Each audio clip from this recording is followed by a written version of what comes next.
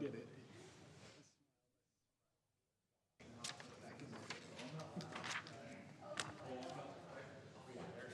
They just,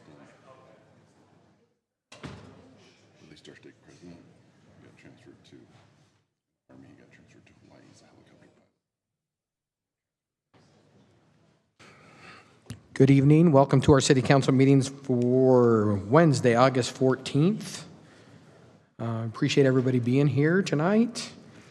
I will recognize first off that council member Hodges is online, right? He is with us online. He's on a work trip to, oh no, he's on a personal trip to San Diego, headed to Mexico to help at an orphanage, so this week. But he is online tonight, so we have all of us here tonight. We will start tonight with a Pledge of Allegiance.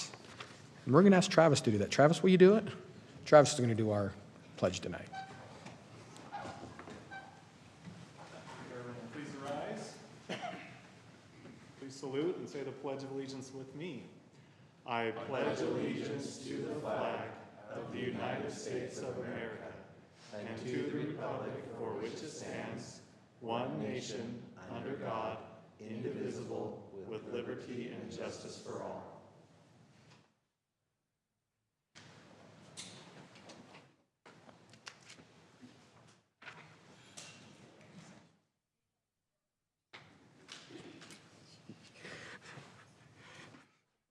Thank you, Travis. We will move to item 4.2, City Council comments or recognitions. You're doing yours at a special. We've got yours on the agenda, right? Court, right now then? That's not on the agenda, right? Right now, right? Okay. Okay, we're going to start with our court tonight. I sent out an email to the council a while back. Our court, we have a new judge. We've got Judge Garner here with us tonight. Thrilled to have her. How long has it been? A year? A year now, right? So Judge Garner's been with us a year. She splits her time half time between us and the city of Draper and doing amazing work at both. But tonight we're going to recognize our court and I think specifically our clerks tonight, right, Judge? That's kind of what we're going to do tonight. So I'm just going to read this letter, if that's okay. Our Judge Garner put together this letter about our courts. It says, I wanted to let you know 2 significant accomplishments. Okay, Monica, do you want to bring your team up? Let's have you guys come up here. Now, we'll embarrass you while I'm reading this. And Judge Garner, why don't you come up with them?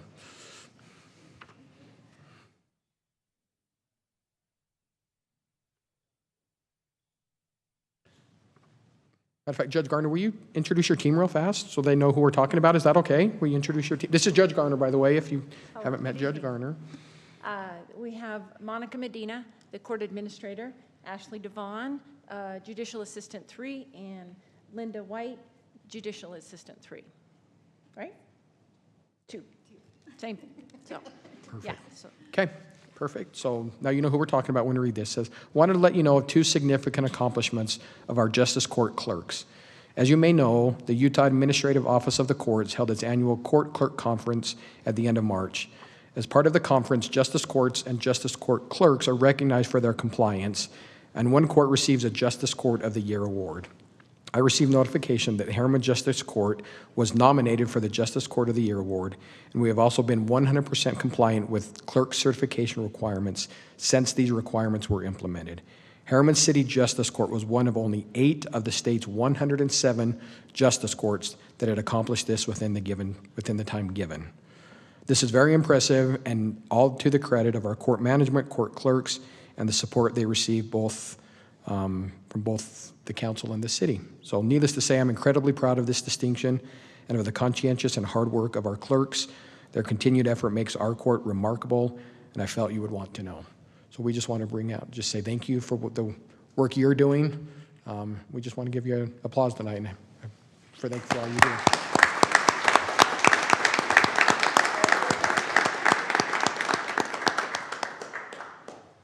Should we do a picture? Is this the only one tonight? Should we do a picture now, or do you want to do it?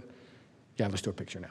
Then we'll do one later with because that's later in the agenda. Is that okay? Yeah. You're driving. Tell me what I'm to do. driving. Can we take a picture with you, ladies?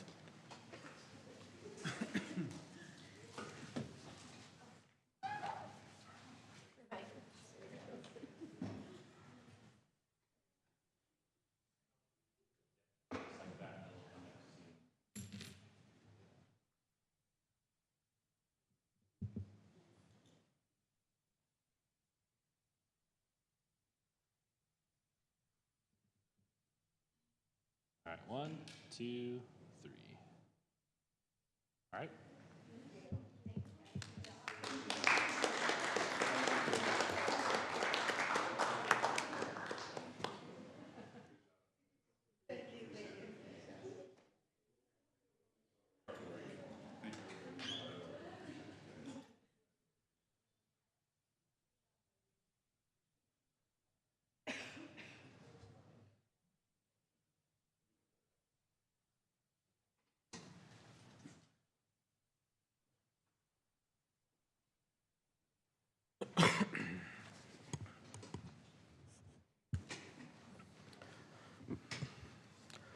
Truly, ladies, thank you for what you do for the city, for the community. Just, I was talking to Travis today. I saw Travis post on LinkedIn that he's speaking at some conference, and I just made the comment to Travis today.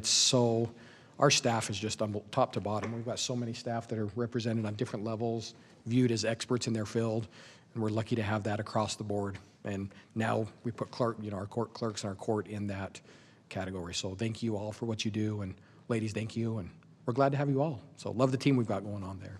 So, and Jackie, thank you for your help with the courts. So, she doesn't, right. And I will say, every time I talk to Jackie, she gives all the credit to all of you. So which is phenomenal. So thank you. And don't feel like you have to stay. I will say that. We always say you're welcome to stay, but don't feel like you have to. So, okay, any other recognitions from council tonight? I'm not sure if this is an appropriate time to do this, but I was here last week, and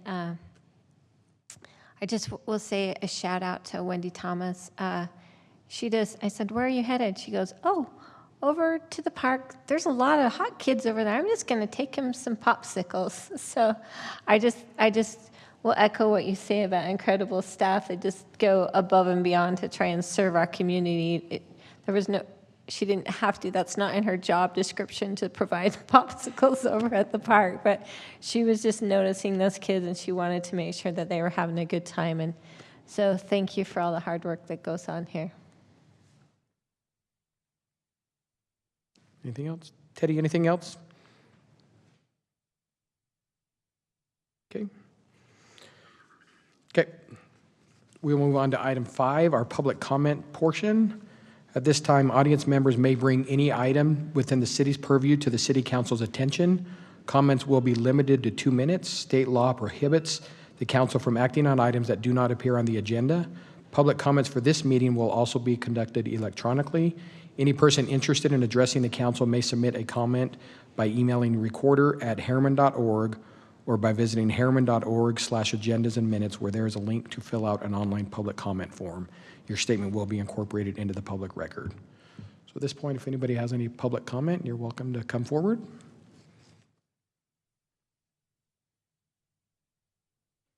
Okay, seeing none, we'll move on to item 6 tonight, city council reports. We'll start with Jared. From the UFA front, it's fire season, people. Please, please, please be careful, be smart with what you're doing. I mentioned a little bit in the council, or in the work meeting, this next couple of months. I'm the chair of the finance committee. We're going to dive into a few of those projects we've been talking about, benefits and comp and capital replacement. So I'll keep you posted. Perfect. Thank you. Sherry. We did meet in July for the Wasatch Front Waste and Recycling, simply for the purpose of discussing a fee increase for next year. There will be a fee increase for next year. The question is just how much, and that was not decided at the meeting, but just know that Pam and team will be coming to City Council in the next couple of months to just let you know exactly what the fee increase will be and how it will be implemented. Perfect. Steve. Mosquito board, a couple of statistical updates. Through end of July, early part of August, we have found in Utah 62 pools tested positive for West Nile virus. It's that kind of time of year where it kind of spikes a little bit.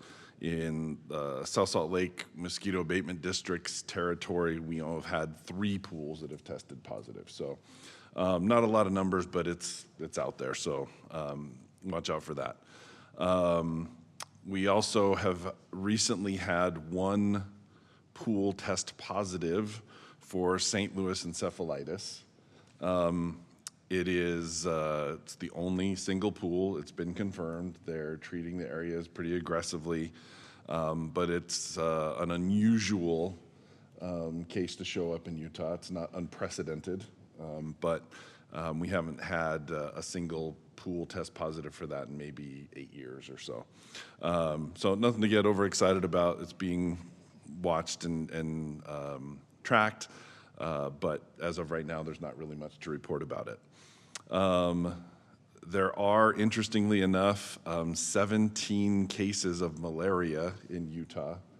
However, none of those have been tracked or traced to local acquisition. It's all from, foreign travel where they contracted it. So not really much in there, but I will say what's interesting, this year we've had a lot less calls for service and a lot less calls for adulticiting. I think the reason is that generally our 5-year average that through the end of July, 1st of August, we treat about 400 acres. This year through July, we've covered 577 acres.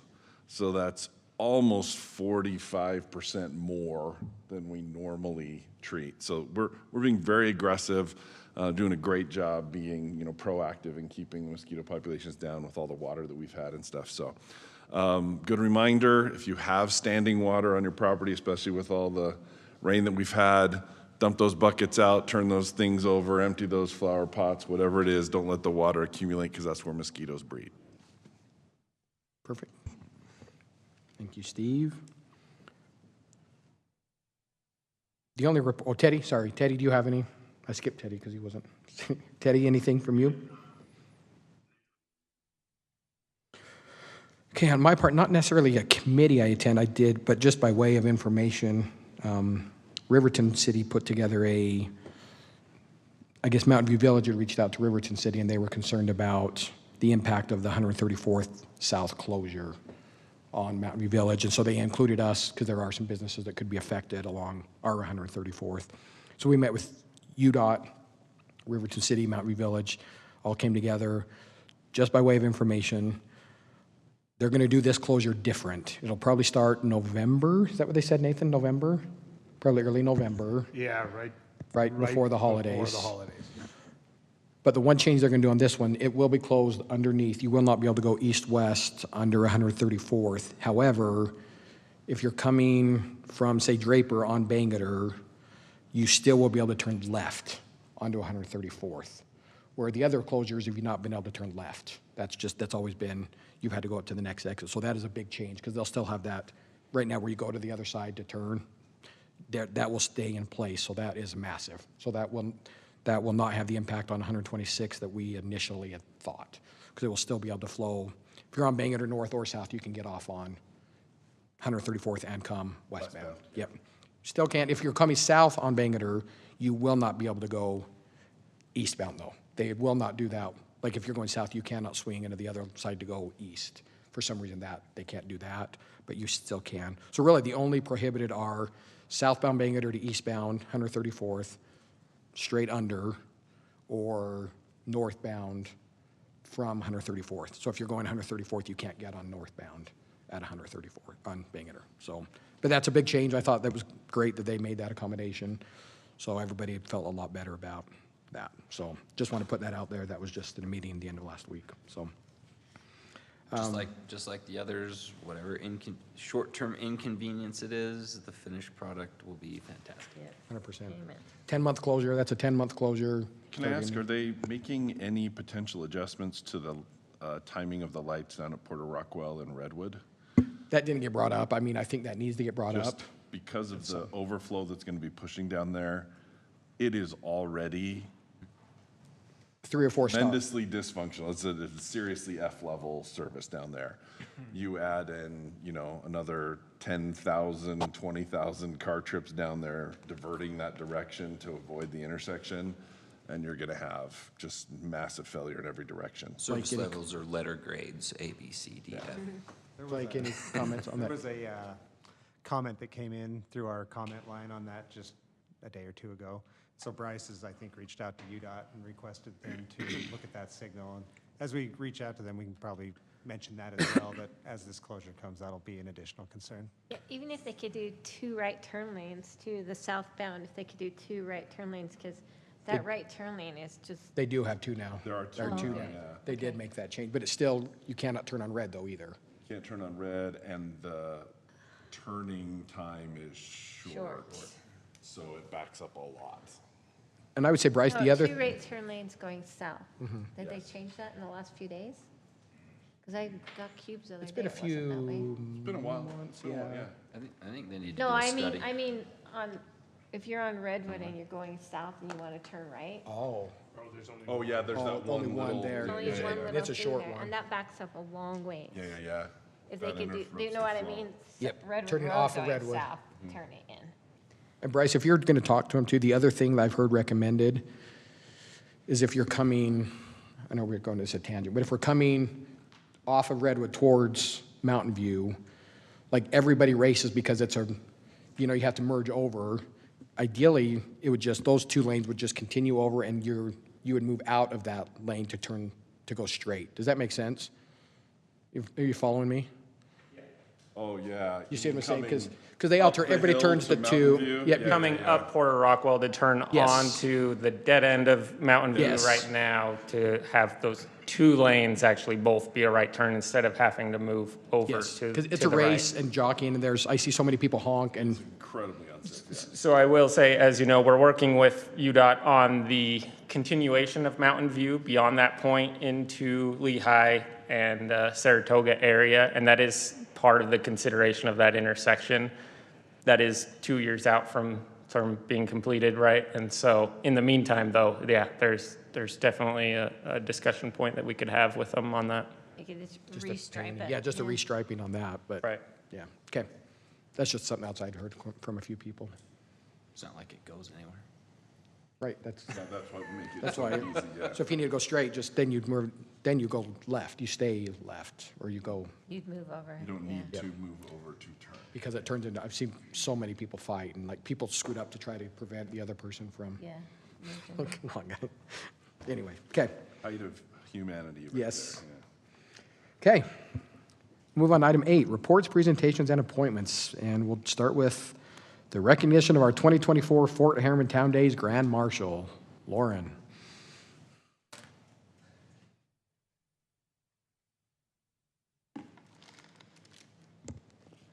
Okay, I'm here with Rod Foreman, and he's joined by his wife Sherry.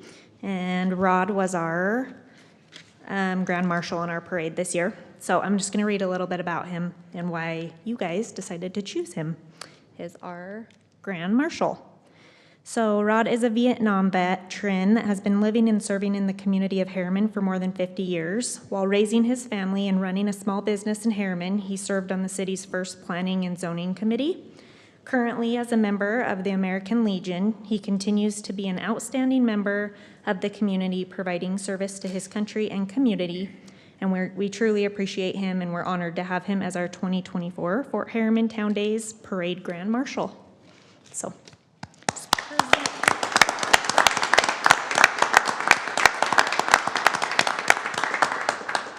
Picture with council. Do a picture? Yep.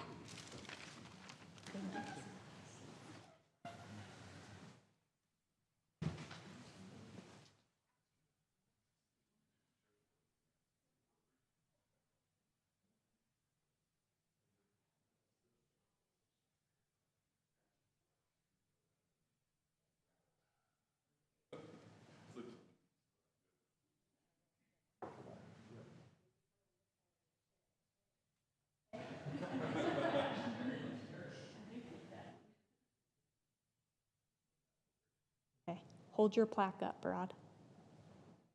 There you go. Okay.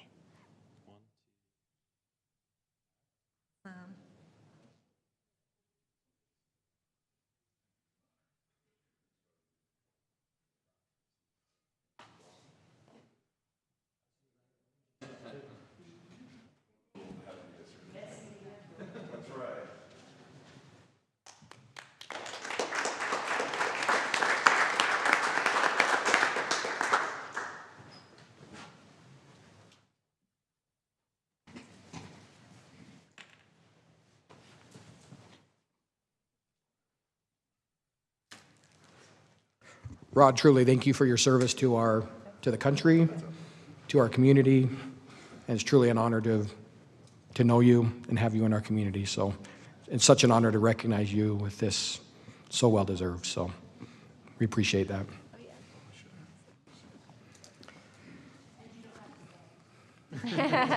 Right. Okay, we'll move on to item 9.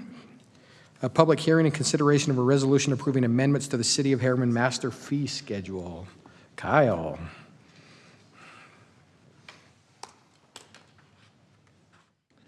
Thank you, Mayor. This one's quick, so just a minor fee schedule amendment. So as part of the development process, certain developments need to go through a hydraulic modeling review.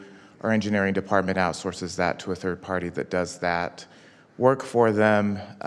We just collect that cost. It's just a pass-through fee. So we will charge the developer the amount that we are being charged by the consultant. So that's just getting added into the fee schedule. I was also proactive with the fee schedule, and I've added the changes to the water impact fee that was previously passed by the council.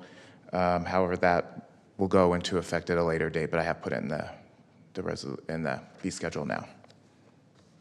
Any questions before the public hearing? Question? Okay. Thank you, Kyle. Okay, at this point, we will open the public hearing on this item.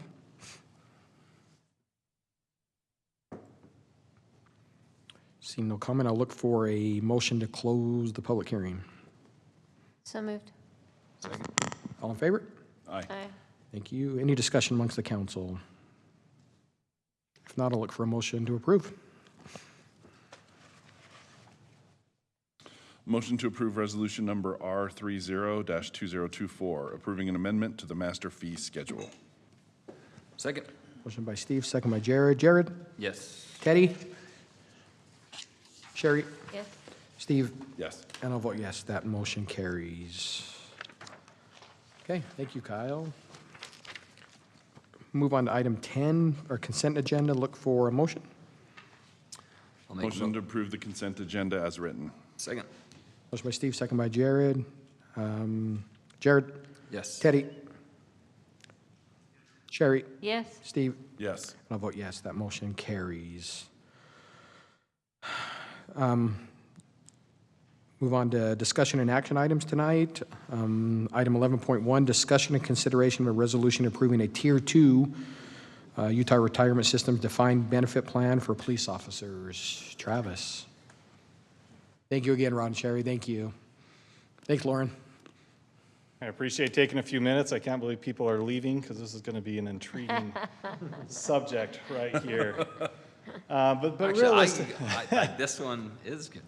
I could go on and on about this one. on and on. Realistically, we approved a resolution back in 2020, and we're looking to update that resolution.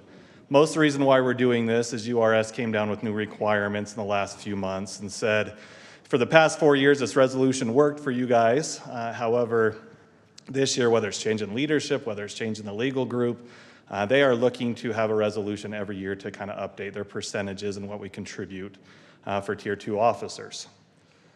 So just a quick background behind how this happened. Back in 2019, of course, we started HPD. We had our Tier 1 officers that received a pension plan, and that pension plan is fantastic. And then we kept bringing in Tier 2 officers, or wanted to bring in Tier 2 officers, and at that time, the difference between Tier 1 and Tier 2 was pretty substantial in both their years of service and what percentage they were able to get at retirement. So to make up that difference and to create some equity, the city passed a 10%, I'm going to say, retirement contribution to these Tier 2 officers to make up that difference. Worked really well for recruiting. We recruited lots of new Tier 2 officers at that point. State legislation in 2020 then decided that they realized that Tier 2 benefit was substantially lower than the Tier 1 benefit. And they passed a bill, SB 56, which increased Tier 2 benefits, lowered their years of service, and increased the percentage they got. At that point, the city said, we're giving this 10% to Tier 2 officers. Let's take into account what this new cost of the Tier 2 benefit's going to do to us. And at this point, it was about 5%. So we subtracted that 5% from their 10% benefit and created a resolution that said every year we're going to look at those URS rates and we're going to adjust that 10% accordingly depending on what the city needs to pay to URS for those Tier 2 benefits. So again, that's worked for the past 4 years. This year they want a new resolution, and at least a discussion with it, on if we want to continue doing this. And that's what's being brought forward today, with a recommendation from Human Resources to update our current resolution and continue providing this adjustment, right, for the 10%, but adjusted for URS rates for Tier 2. We'd also like to backdate any adjustments that we need to make back to July 1. URS did not give us much time. They sent this down very quickly. We weren't able to get it on a city council agenda before today. So we'd like to backdate any adjustments back to July 1, the beginning of the fiscal year.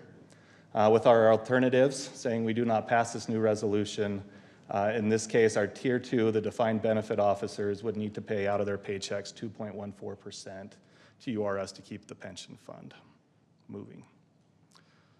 Are there any questions with what we're trying to do with this?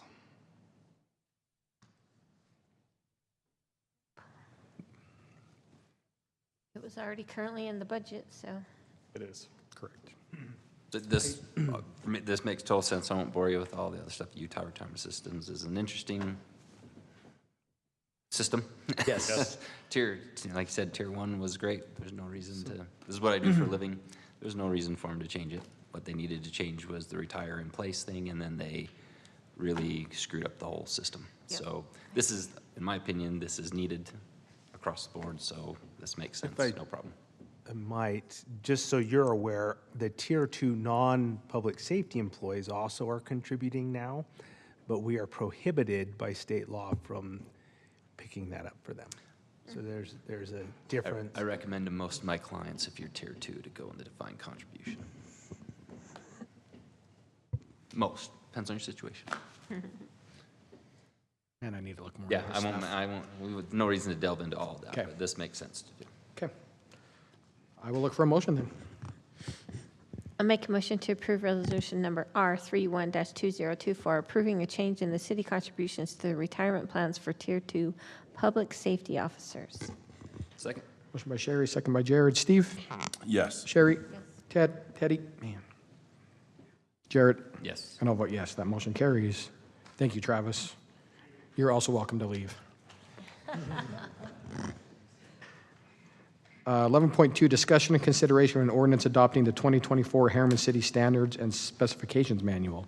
Bryce? I know. Made some Picked that up interesting the other day. reading. That thing is, gosh.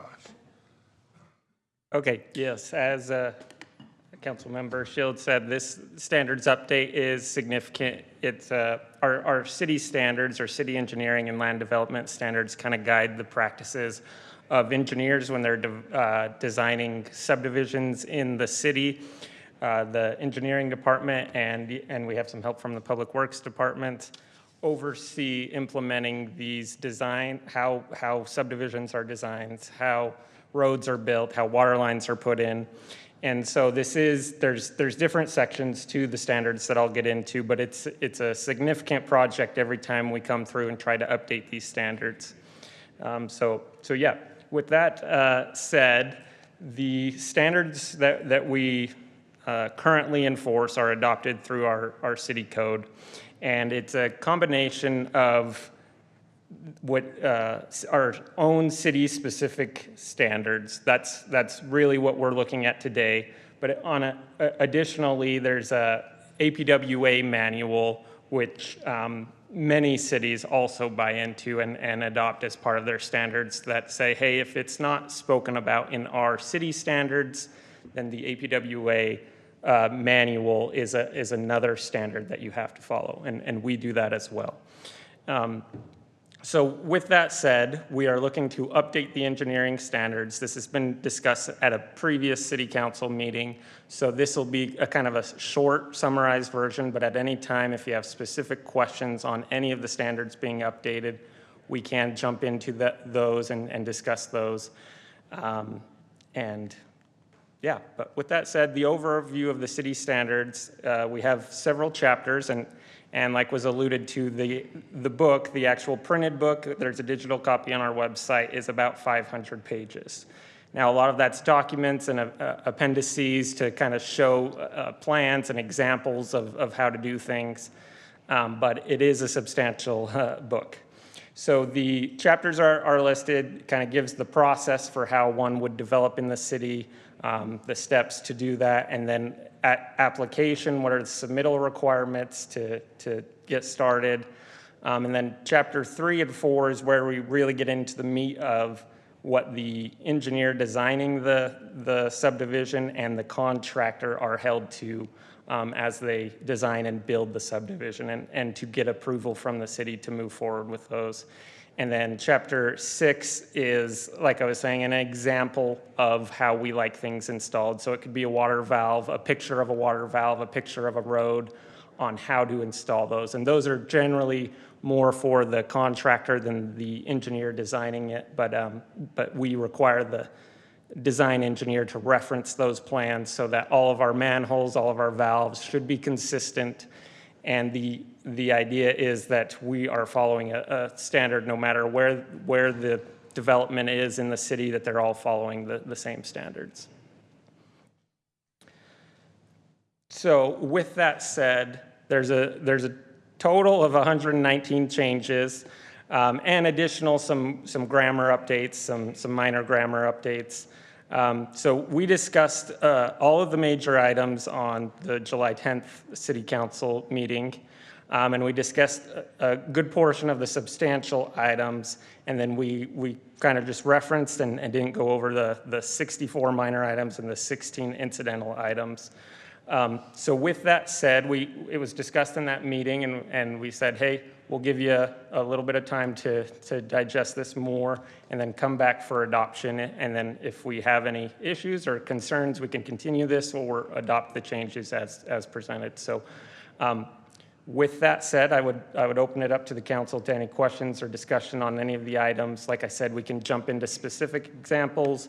I can give kind of a summary of what we discussed the last time. It's up to the council on what they would like to see before we adopt, and I would say we recommend adopting the standards, but again, it's up to the council if there's any questions or concerns with what's being presented. So thanks for bringing this back. Thanks for some great, interesting reading. I was in Wyoming for the last week or so, and it's funny to me how thick your book can be to figure out how to chop up land in as many pieces as possible. Anyway, that being said, I have a question on, I think it's 2.05.08. It says, the section also clarifies that private communication services are not allowed in the public utility. Define private communications. Is that broadband? What is private communications services? I think I would defer a little bit to Todd. He's been working on that with us, and so we're kind of in a default mode where we're only allowing utilities that have been proven as public utilities in the public utility easement, so the PUE, which generally all development, we require a PUE on the backside of the right-of-way or on the property lines of a property so that public utilities can be put in there. And right now, we've interpreted that as Dominion, or now they've been bought out as Enbridge, I think is their new name, and then also the Rocky Mountain Power as the public utilities that are designated to go in the PUE. Now, there is an ongoing discussion on what if certain communication companies such as Xfinity or Comcast CenturyLink, these are allowed to be in the PUE. Todd is probably more up to speed on that than I am to discuss that situation. It's an ongoing dispute. I'm going to say yes. Okay, so it's not clear still. No, the problem is the definition of public utility, and it has a very specific list of providers. Some of these providers have a certificate of public convenience for old telephone lines that people used to call each other. But now they're using different technology and different services and not using the hard landlines. So yes, they can be in there, but what if they're not providing the service that they can be in there for? Very much a gray area. There's no consensus on it. So we continue to have these discussions. So we don't even really understand what we're saying can't go in there. It's an ongoing dispute. Got you. So Okay. maybe the question is, what's our current interpretation? My interpretation to staff has been that that even if you have a certificate of public convenience, that does not necessarily allow you to be in the PUE. A lot of these have franchise agreements where it states that the city can dictate where they go within city right-of-way, which helps us because then we can direct them not towards the PUE. So essentially, we're still able to control that to a certain aspect because of the franchise agreement, not because there's a dispute on the PUE. And then my other question is really more philosophical. There's a lot of changes on here, and a lot of them are major changes, substantial changes, and some of them seemingly make certain things more difficult, but maybe in the end it makes it easier. Yeah. I think that there needs to be a balance between I don't live to make developers' lives easier, but I don't hope to make them harder either, because the harder makes prices go up and things like that. It makes it harder for you guys and for them. Do you feel like these changes, I assume that you do, I think that you do, but just for the public consumption, you feel like these changes are necessary and they actually help with the flow of the process better? Yeah, and I failed to mention the true process to get here. So what we did was meet a lot with the public works teams that are maintaining these systems, storm drain, street lighting crew, our water department, our stormwater crew, and saying, hey, where are the issues? Where are our standards not sufficient for after these are built? What issues are popping up? And that's where we start, is to any update. It's because there's a deficiency existing that's causing issues for the city. Either it's a safety issue, or it's a time or a financial concern that we're pouring into so many resources to repair a road because it's not built right in the first place. Then we try to identify that root cause and say, okay, how can our updates to the standards address that problem? I will say you are right. Anytime we have additional requirements or update our requirements, it's not a free change for a developer, right? We're requiring the developer to follow these. There is an opportunity for development if they identify a standard that is infeasible for them, or they identify a reason why they can't meet the standard. There is an application process to deviate from the standard.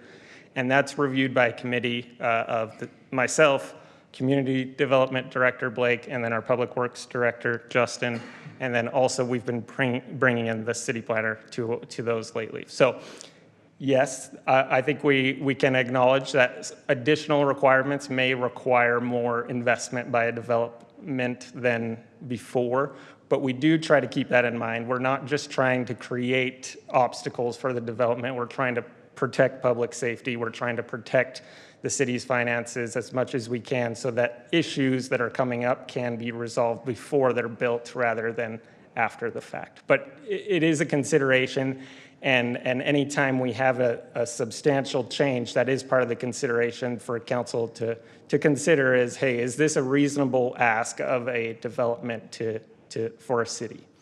And so yes, I would say we do consider it. And we do try to not go over the top for any reason, but just address the issues that we're seeing. No, I assumed that, but thank you for that explanation. Any other comments, questions? Okay, I'll look for a motion then.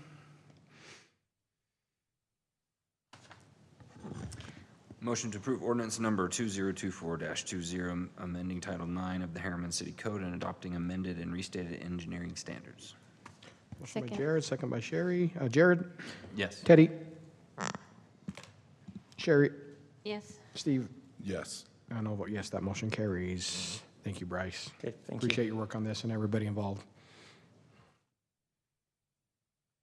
11.3, discussion and consideration of a request to amend Title 10 Land Development Code for consistency with provisions in Chapter 5.1 Animal Services of Harriman City Code. Good evening and thank you. This is kind of part two of some work that the City Council had completed previously in amending parts of our city code relative to animal regulations in the city. And now we're just bringing Title 10 into compliance with those changes that were made in Title 5. So that is the big picture here. We're just trying to align the different parts of our code with each other. We have a series of animal-related land uses in the zoning ordinance. Primarily, we think of animal establishments. These are more like commercial businesses that have animals as a defining feature. So for example, a commercial kennel, a vet clinic, those are the types of services that we will still regulate through the zoning code.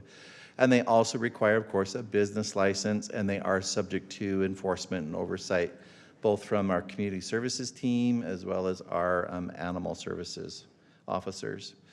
But we're primarily talking about the changes that were recently made to our domestic animal permits, and a lot of the conversation was around dogs and the type of dog licenses that we have in the city code.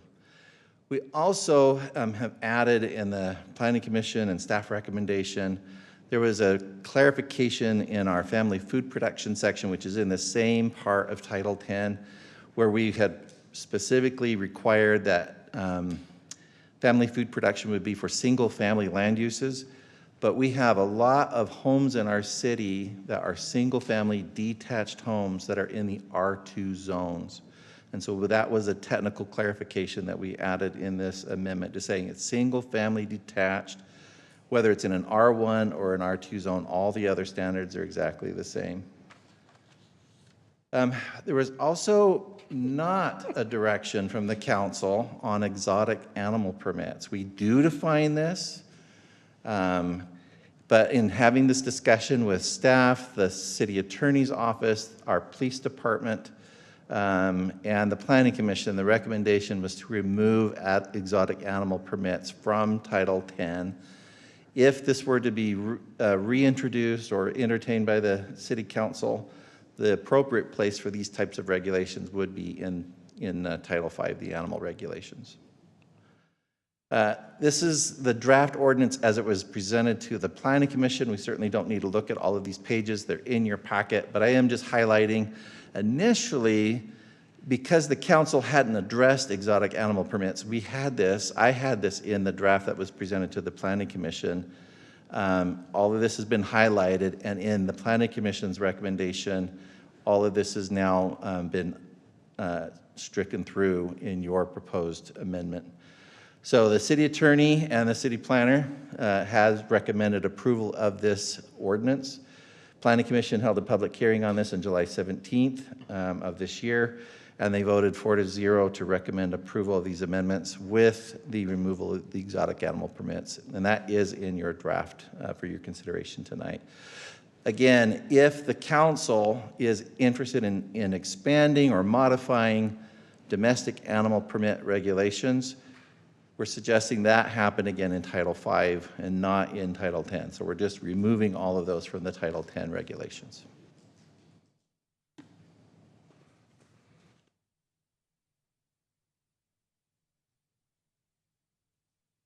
I'll just vote no, it's fine, you can just go ahead. There's no sense in belaboring the meeting. Okay, I'll look for a motion then.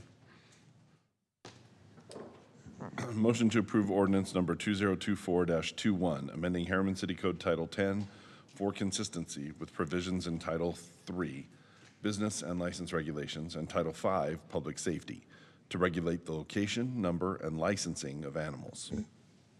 Second. Motion by Steve, second by Jared. Jared? Yes. Teddy? Jerry? No? Steve? Yes. No vote yes, that motion carries. I just, Do you want to make a comment? yeah, to make a comment, obviously, I voted no on the initial proposal a while ago, and I vote no on this because of consistency. I don't support this, but I do really want to mention, I did have a good meeting with our HPD shortly after the original vote, and they are in the process of, there's a system that they have that they can mark certain things on it, you know, what happened with the animal.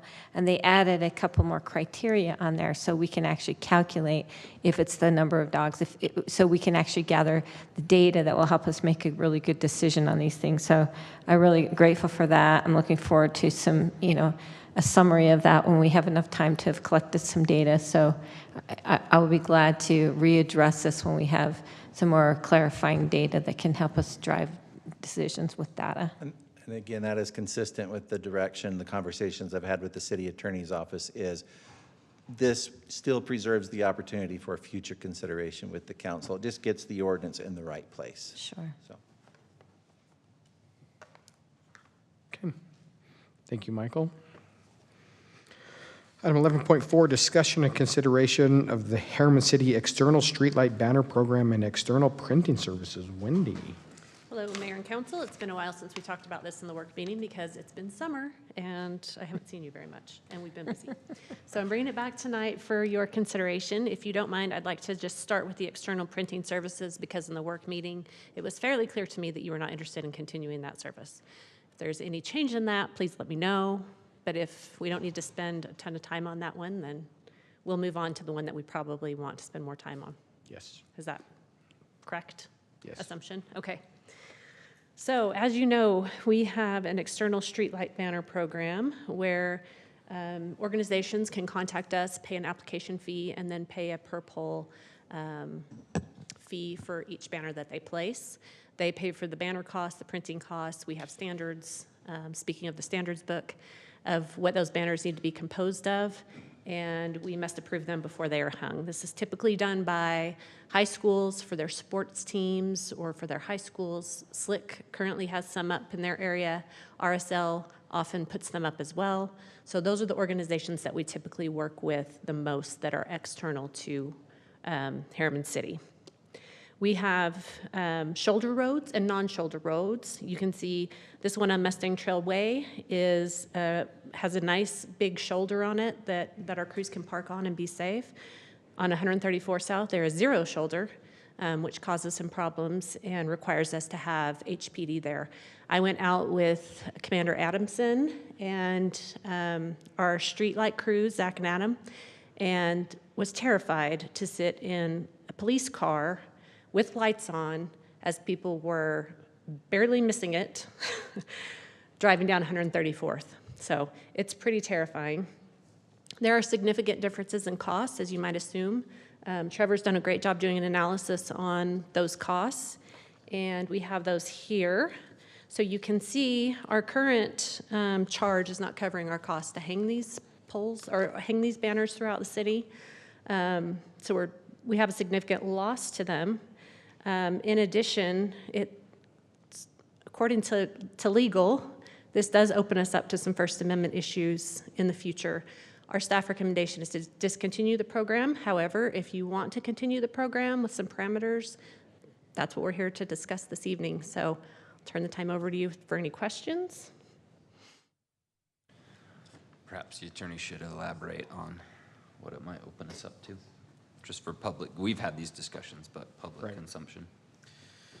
Anytime you have something that you open up to the other people to use, you can't discriminate between who goes on, who uses that. There's been a lot of case law on this. In particular, the most recent one was flags on a pole where a city allowed for people to hang their flags and banners on a pole, and they did not allow for a religious entity to hang a flag because they were worried that that would be an issue between the establishment clause as far as religious, and the combining the city and state. So anytime we open it up, we have to open it up for all. And that can be, without the correct parameters, cause us problems. So Todd, I know when we were talking, we discussed possibly doing it to partner, like we'd kind of talked, is that not, are you saying that? So if it's a city-sponsored event where we're partnering with them, the city does not, it's not opening it up to other people. So But if we go to a school who's a we consider a community partner, then you're saying that open, even if we were to create the policy around that, you're saying that could open us up to the Yep. First Amendment stuff. Potentially.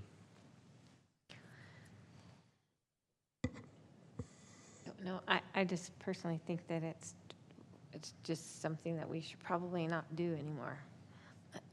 Somebody questioned me about it, just saying, so then charge what it costs, and then whoever can afford it can afford it. Maybe their team wants to raise money and put their banners up, but then do you punish the people who can't afford it? I just feel like it's just easier just not to deal with it. So I always go through the what if scenarios, right? The planner in me, plan for the best, or hope for the best, plan for the worst, and you're usually somewhere in between. So it opens. Jason Bourne. Yeah, right. Opens things up. So going through the scenarios in my head, we know the regular demand for it. At some point, there's something that maybe our community in general doesn't like, but we will have to say yes, and it goes up. And then at that point, we explain we're going to discontinue the program. St. George is a very good recent example. Right. So I don't know if that helps decision making, but as I'm playing it through in my mind, my first thought with Sherry's was, why even do it? But to me, it adds to our sense of community. There's a lot of pluses to it, and just discontinue it out of the fear of something happening, right? And even if something, if say a group that we consider undesirable goes up, then we can discuss it then and say, okay, we just aren't going to do this anymore. Does that? I mean, in that instance, that are we then opening ourselves up to a suit that, oh, you guys didn't like that, so now you just won't? Yeah, we always have the option of addressing it after the fact, but we wouldn't be able to say no and you'd have to let them do it. Yeah. You have to let them do it. But then you discontinue it, and the community understands why, rather than just saying we don't want to preemptively. But if you discontinue it after something that you didn't like, or you got negative feedback and you discontinue it, then are you open up for a lawsuit that way too? They might have, maybe. We don't know. Did we prohibit them from utilizing their First Amendment? No, because we let them do it. Mm-hmm. Just because, and we change policies all the time, I think there's a pretty strong argument that we would not have a lawsuit after the fact. But they could file something like a retaliation claim, and, well, you're just, I don't know. But I think it's unlikely. It's interesting. I know even like forms of art are free speech also. And so you could have lewd pictures up there because that's a form of art. I mean, there are some parameters on the First Amendment, and obscene and kind of sexualized art or things, that's very much a gray area. And it kind of depends on what the judge thinks is, whether that's pornographic or art. Yeah. So. I don't know. It's just so many what ifs, huh? Right. And one alternative, we had talked that almost all of our partners, it's like the school district or Salt Lake Community College. RSL's a little different in the Warriors, but you could limit it to other governmental entities, right? But again, you don't, they're not really going to make a First Amendment claim. They're another entity. You can deal with it, but. Can we then, because that's what we had discussed, can you, Yeah. I mean, that might help protect us a little more right now. I think it would be akin to if you offer the old public education governmental channels, you didn't have to offer the public side. You could just keep it to education and government, and then you could control what went on your cable, that channel nobody ever watched. But that one, that I'm just thinking that's maybe similar, so it's not truly a public forum. Yeah, I think controlled that's forum. accurate. Yeah. I like that then. But we would still increase, I Yeah, we need to personally think we increase it. need to Oh, increase the 100%. cost up to what it costs us. And then do you feel like there'd still be the same participation at $100 versus 22? To me, that's what it costs. Yep. So, If I can ask, is Trevor, he's maybe not here. Yeah, he's here. Okay. Oh, sorry, didn't see you there. Come on up, Trevor. How much of this unit cost is driven by the volume of banners? I mean, that's got to be a component of determining cost, right? So if the price goes up and the number of banners goes down, how does that impact our unit cost? Or do you feel like that unit cost is pretty consistent? There's no, if we do 200 banners, it costs less than if we do 6 banners. Based on time, right? We It was were- about 4 minutes per poll, something like that. so if we captured printing costs in there. We and don't print them. We don't print them, so that part of it is not So included. this is just but a the labor per installation thing, okay. labor and I guess the capital cost, the fuel cost to operate the vehicles, the Got it. personnel time, and that sort of a thing. Okay, so it doesn't, fewer isn't going to change the, okay, just wanted to make sure how we were calculating. Thank you.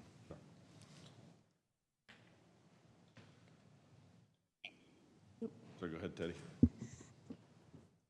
Go ahead, Teddy.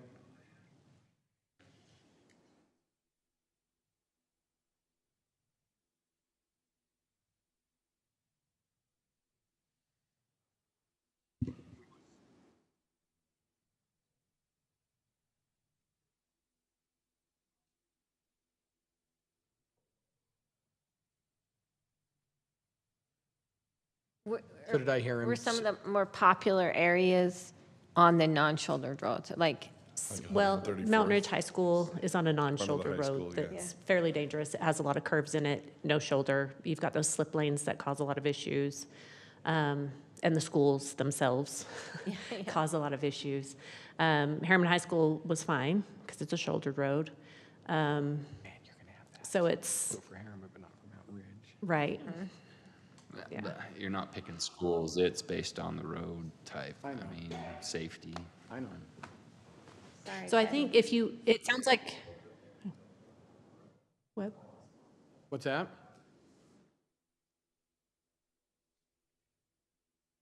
It could be. That's a question for Blake or Bryce, whether that 6,000 west. It's possible. We could. Yeah, 'cause we 2 lanes. planned for that for 5 lanes before.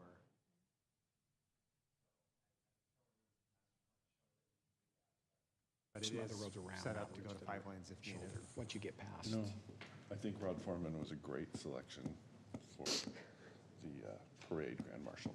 That's what I think about. So it sounds, what I'm hearing is that you'd like to continue the program. We haven't done a policy on this because I didn't want to spend time on a policy if you were going to follow my recommendation, which was to scrap it.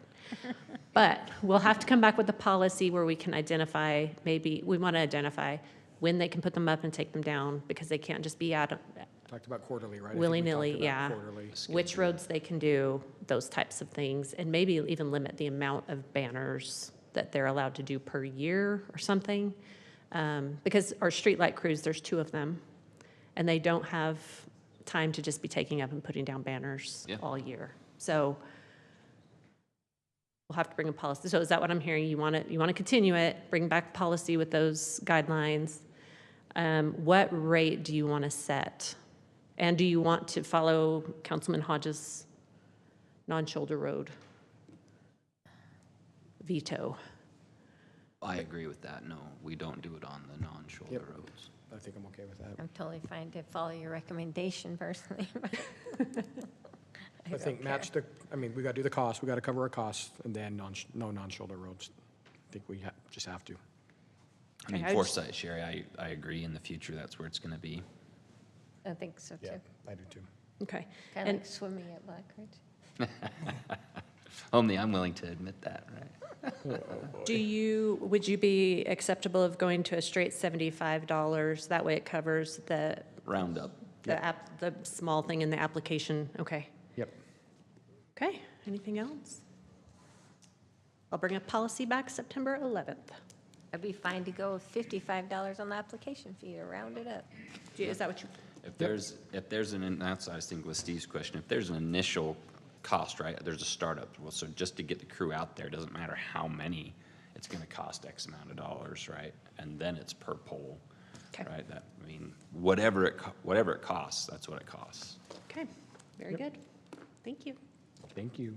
Yeah, travel time to and from, yeah, all that kind of stuff. Staging and. So we don't need to, do we need to do a motion to continue that then?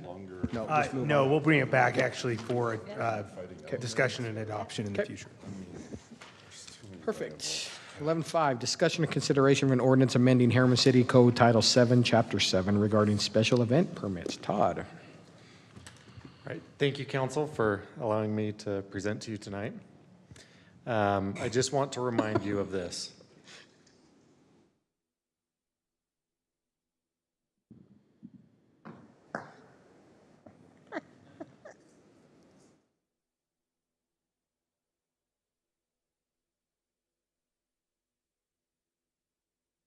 Can I get an amen? More presentations need to be like this, staff. Just, there's got to be some engineering jokes out there too, somewhere. So. So we as staff have been looking at special events for a little bit now. And we've been talking about some changes, and really we just needed an overhaul. So what is a special event and why are they needed? Generally, a special event is needed when a person or company hosts a large event, or they have roads that they are planning to close.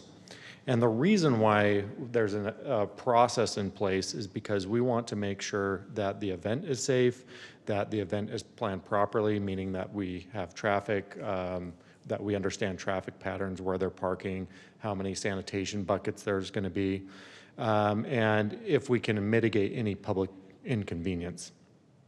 So that's the whole basis of this code. And we get a lot of event requests. Cities generally get a lot of event requests, whether it's a race or whether it's a parade or whether it's something at the park. So we need a very good process because this comes up from time to time. I was in New York for the 4th of July, and this was a huge event, as you can imagine. I did take a video, and it looks like this on 360 degrees. So you can see that making sure that if you're going to close a road, you know how many people are going to be there, the trash services that are after, and that, is that Mario? And is that, wait a second, a CBD bag? Anyway. I thought that was strange. I was with my daughter and we're walking along. Mario's super. Oh my gosh. Welcome to New York. Oh my God. And they wanted a picture, of course. So, so why are we suggesting the changes? So the current code has several problems with it. It does not clearly state when a special event permit is required. So there's really no regulations on, well, if I do this, does an event permit, is that required? I don't know, I think so, maybe. We'll make a determination at a later date. There aren't really any guidelines on what is needed in the application itself. site plan, traffic patterns, waste disposal. Do police need to be there? What about ambulance services? We don't have critical definitions, like a simple one. What is a block party? Because one person might think a block party is something and another person might not. It has vague guidelines on when a permit should be denied, and it is silent on when a permit should be revoked.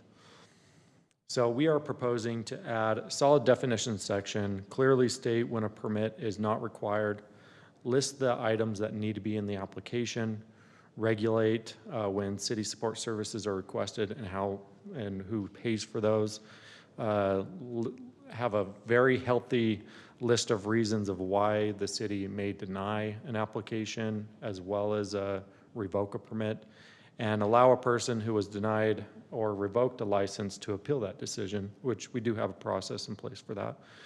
But then clearly inform the public on what are the consequences. So in the staff report, which was written, we changed some things. This is the main thing that we changed, is when an event permit is not required. In the staff report, it talked about public property and private property, and if it was a public event or a private event. And it's difficult to work through that, so after talking with staff, we decided to make it a little bit easier to understand. So this is the list that we came up as far as when someone doesn't need an event permit. And these can be political events of under 50 people, events held at parks that are within the park's reservation capacity, any meeting that's open to the subject to the Open and Public Meetings Act, a spontaneous event, which there is a definition for that.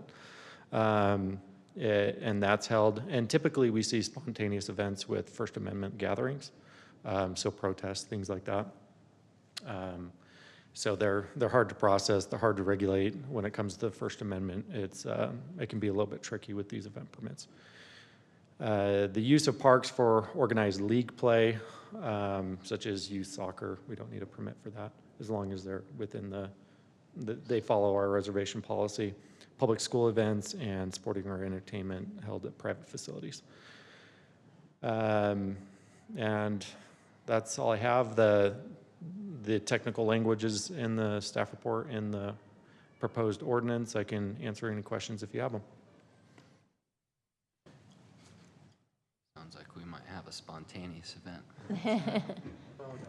So I have a question. Public event on private property. What about an open house? Because you're inviting the general public, to your private house. You would have to have a permit for an open house?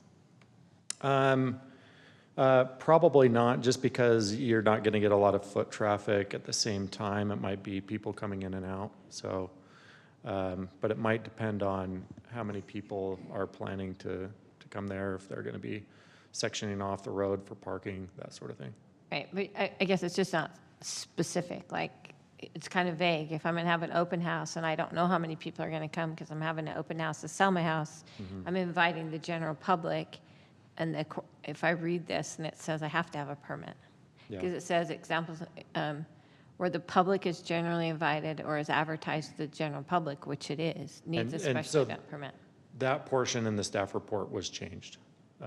So what I just went through, that last slide, is what we changed it to. Oh, okay. Yeah, because that was, that's the concern, is how do we draw these lines, and so we try to simplify it by just saying that you don't need you need a permit unless you fall within an exception, and here's the exceptions. Okay. And then the timelines are pretty tight, I thought, too. 45 days and 90 days. Yeah. Is that what is normal? Right now, I think we're doing 30 days, is what's in our code. Yeah. Yeah. We are going through and revising our whole process right now. It's pretty antiquated, so we've got a team put together to go through it and increase some of those timelines depending on what type of event it is, where it's at, those types of things.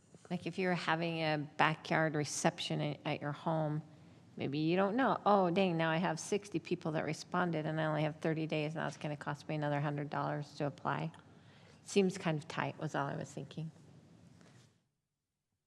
I can see if it's like a big event that's planned in advance, you're gonna have road impacts and things like that, but just, you're gonna have, 20 people, 20 cars parking along the street. Is that a big impact? Or is it, you know what I mean? Anyway, those are just some of the rambling thoughts going through my head.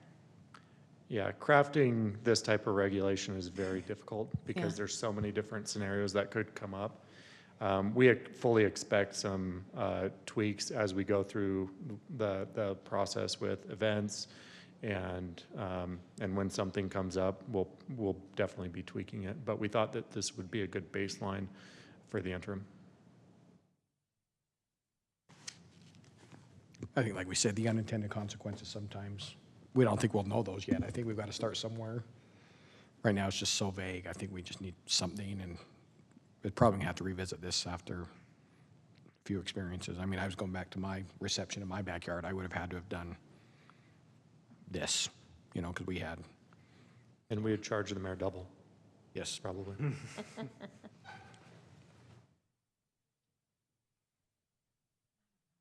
I'm not ready to act on this, but you can.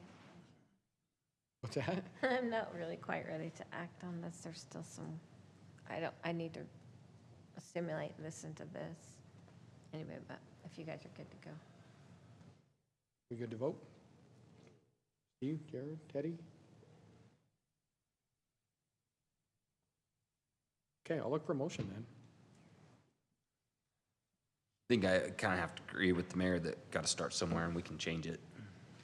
Right, that's the thing with all these things is start somewhere, and it doesn't have to be perfect when we get it in place. It's to help staff with what they're trying to do, and then we find out the little, I call them pinch points, right? We run into a pinch, and then we can adjust it as we see those things come up.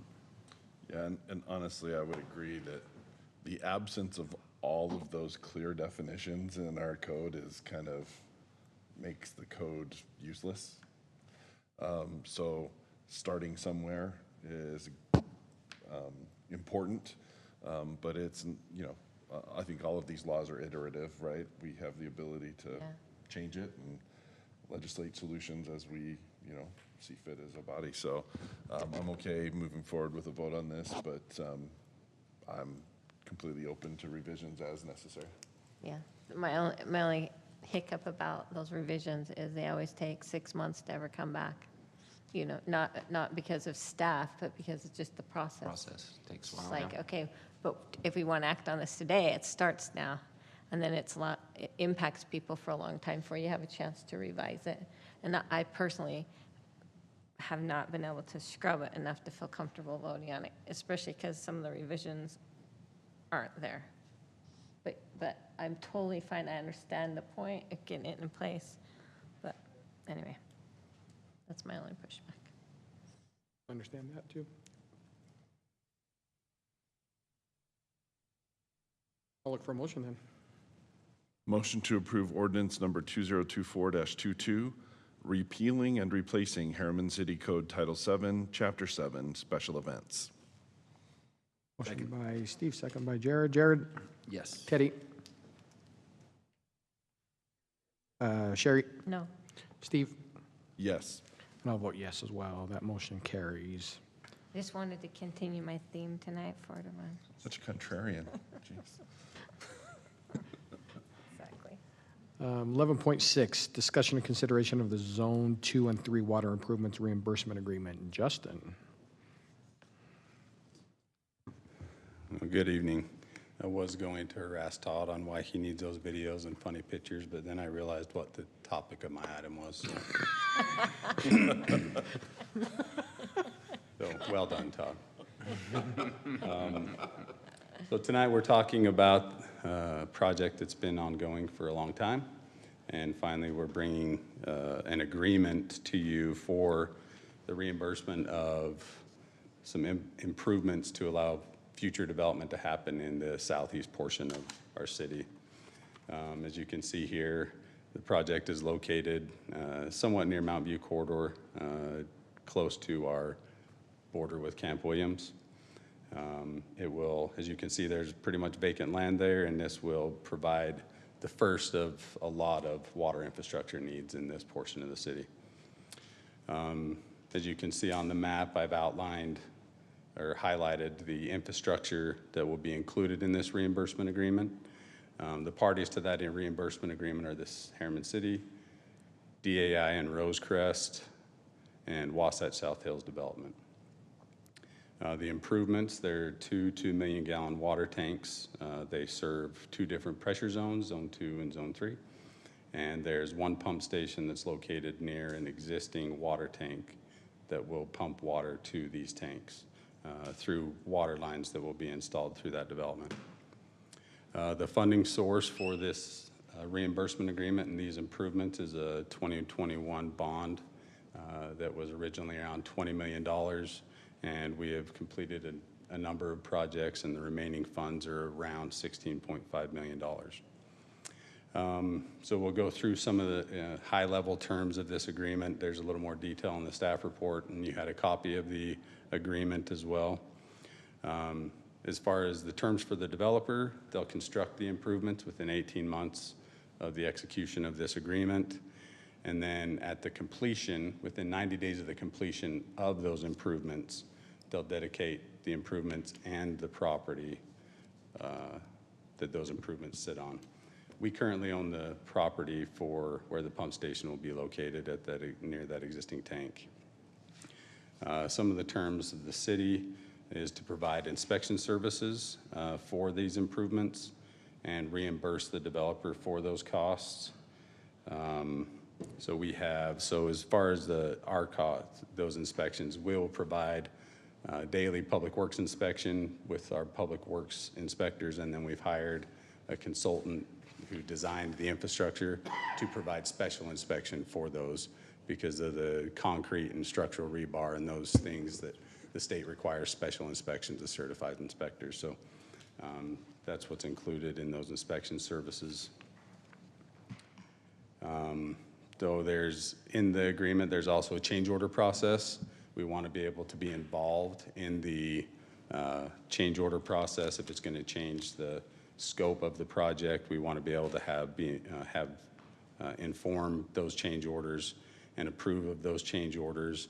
If we do have change orders that change the scope of the project, those may increase the reimbursable amount, but we'll be highly involved in those. As far as the warranty goes, there's a 1-year warranty on the improvements that the developer is going to build. That's a standard warranty that we have in our code. To ensure that the infrastructure is built and it's sound for at least a year, we will withhold $800,000 of that bond amount for up to a year, so that we can cure any warranty items that the contractor or the developer may not cure. Within 6 months, we will release up to 50% of that withholded funds and reimburse that back to the developer if there's no outstanding warranty items at that time, and then we'll hold the remainder of those funds until the 1 year. We have the not to exceed amount that's listed in the agreement of $15.9 million. You'll notice that we didn't use all of the 16.5 because there are city costs related to the building of this infrastructure. We still have some design costs. There's construction management, the inspection fees. We have a Rocky Mountain Power contract for the pump station, and then we'll also have some telemetry integration that will be part of the city's cost. So we're withholding that from the reimbursement amount. And then one other thing I wanted to point out is you'll see on here, I've kind of highlighted on this slide some of the system improvement water lines that need to be installed. Those are not part of this agreement. We'll have separate agreements with the individual developers for the infrastructure that's within their developments. And those will be for just the upsize only costs for those pipelines. And the funding source for that will likely be impact fees because that's what those are for. So I kind of went through that. There was information in the packet. Staff recommends approving the agreement as it's written, but obviously based on discussion, we can make any adjustments that the council feels necessary. Mayor, may I? With The condition, this is one thing that we talked about. Originally, the agreement included Staker and their property. And then it was getting complicated, and Staker didn't feel comfortable signing an agreement with, that may put them on a hook, that if they exceeded a certain amount, that, so anyway, Staker wanted to back out.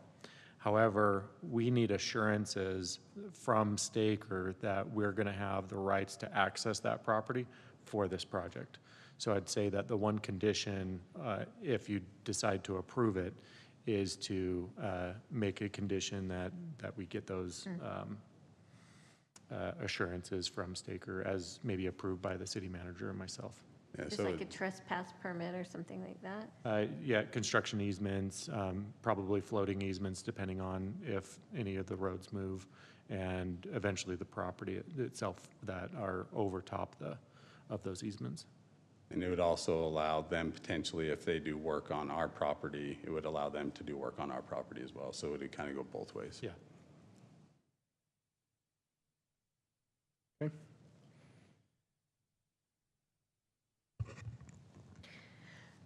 Want a motion? Yep, let's do a motion. Make a motion to approve a reimbursement agreement with DAI and Wasatch South Hills for the construction of Zone 2 and 3 water improvements, including an agreement with Staker that allows us to act. Got wording for it. Oh, sorry. You want me to pass it down? Pass down.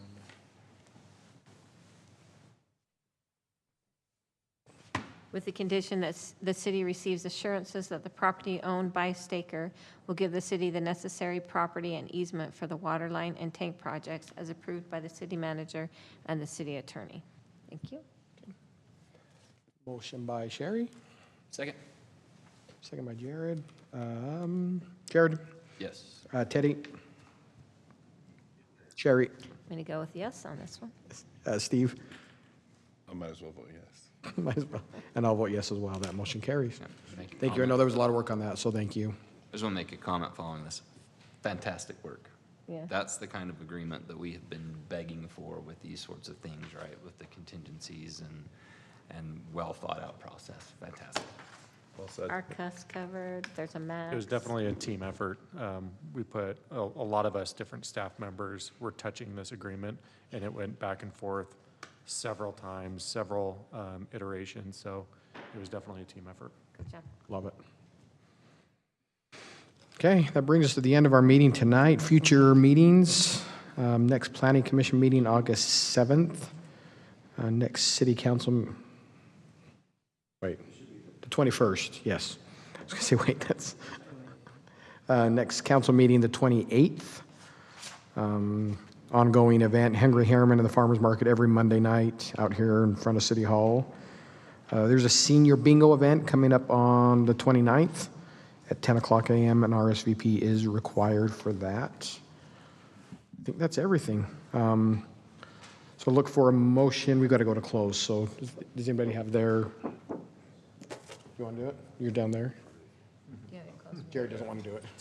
I know Steve, you Jared got doesn't it. want to do it. I got the look. I got the look from Jared. Here's, I've never made that. I was hoping one time. Okay, I'll make a motion to temporarily recess the city council meeting to go into closed meeting for the following purposes as provided in Utah State Code annotated section 52-4-205, our favorite section. Strategy sessions to discuss the sale of real property and discussion regarding deployment of security personnel, devices, or systems. Oh, wow. Okay, motion by Steve, second by Sherry. Steve? Yes. Sherry? Yes. Teddy? Sleep. Did he leave? Unmute. Yes. Jared? Sure. And I'll vote yes. So we will move into closed. We will, council will be in there as well as Cody, legal. Who else do we need? Blake. Wendy, Blake, Justin, Nathan, Justin, Bryce. Michael can stay if he wants to, but he doesn't have Been to. too afraid to say these are the people we don't. Okay, and we'll be moving to Fort Harriman. So, thank you, everybody. I did ask Nathan.